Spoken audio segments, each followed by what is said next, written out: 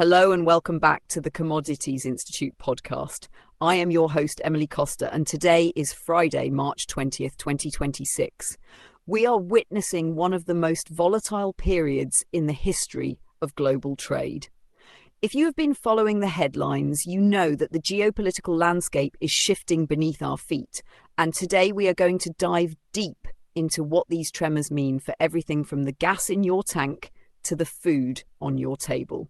We begin today with a look at the power and carbon markets, where the situation has turned truly dire. Natural gas prices in Europe surged by as much as 35% yesterday as the conflict between Iran and Israel moved from military posturing to a direct assault on the world's energy plumbing. In a staggering escalation, Iran targeted the Ras Laffan liquefied natural gas facility in Qatar, which is the largest complex of its kind on the planet. This followed an Israeli attack on Iran's massive South Pars gas field just 24 hours earlier. The damage to Qatar's infrastructure is not just a temporary hiccup. We are looking at the destruction of 2 liquefied natural gas trains that could slash Qatar's exports by 17% for the next 3 to 5 years. The CEO of Qatar Energy, Saal Kabi, expressed total disbelief that such a strike could occur during the holy month of Ramadan, and his company is now being forced to declare force majeure on long-term contracts to nations like Belgium, Italy, China, and South Korea. This is a doomsday scenario for gas markets that were already strained, and analysts warn that even if the war ended tomorrow, the logistical and structural damage will haunt the global energy system for years. The ripple effects of this instability are felt keenly in the metals sector as well. While the world focuses on energy, China is quietly asserting its dominance over the materials that power our high-tech future. In the first 2 months of this year, Chinese exports of rare earth magnets jumped more than 8% compared to last year. This surge comes just ahead of a highly anticipated meeting between President Donald Trump and President Xi Jinping, though that meeting has now been delayed due to the ongoing war. Interestingly, while overall exports rose to over 10,000 metric tons, shipments to the United States actually slid by more than 22%. Beyond rare earths, we are seeing significant movements in copper. Freeport-McMoRan has officially begun the permitting process for a $7.5 billion expansion of the El Abra mine in Chile. This project, a joint venture with the state-owned giant Codelco, aims to ramp up production to 300,000 metric tons of copper per year. It is a massive bet on the long-term demand for copper, though the project faces a 3-year environmental compliance road before a single shovel hits the ground. Turning our attention to agriculture, the news is equally sobering.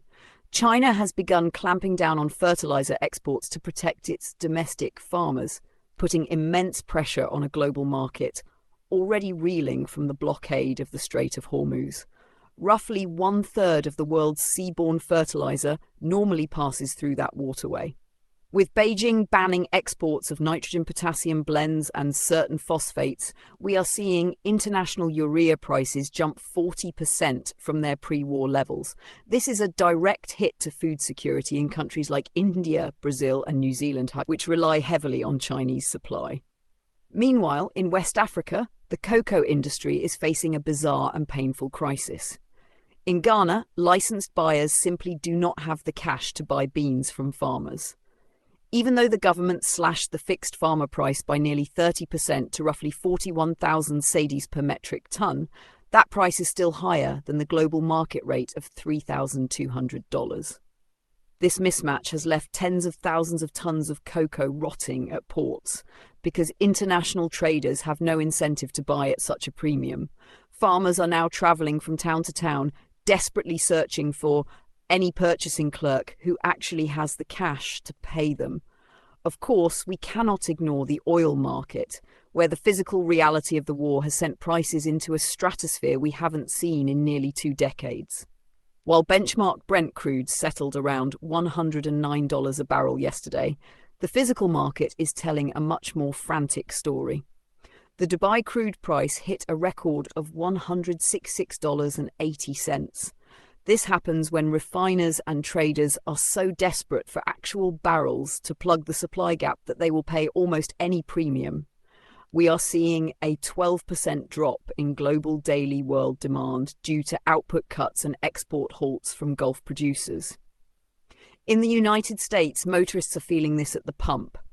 Gasoline prices have jumped 30% this month alone, with the national average hitting $3.88 a gallon on Thursday. Analysts are predicting we will clear the $4 mark by next week.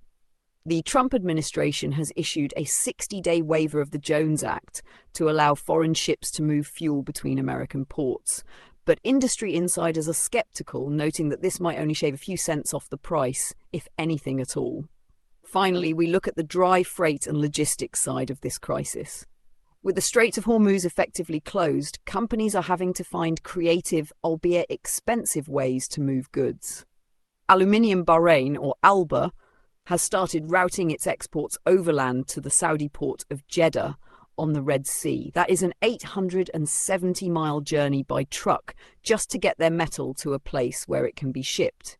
It is a testament to the resilience of these companies, but it also underscores the logistics nightmare that experts warn will persist long after the guns fall silent. In the soybean trade, we see a massive shift in flow. Chinese imports of American soybeans have plummeted by over 83%, while shipments from Brazil and Argentina have surged. The common thread through all of this is a world trying to rewire itself in real time. Whether it is moving aluminum by truck across a desert or searching for sour crude substitutes in the North Sea, the cost of this conflict is being measured in every cent added to a gallon of gas and every dollar added to a ton of fertilizer. Thank you for joining me for this deep dive into the state of our global markets. If you found this episode valuable, be sure to subscribe, share, and leave a review.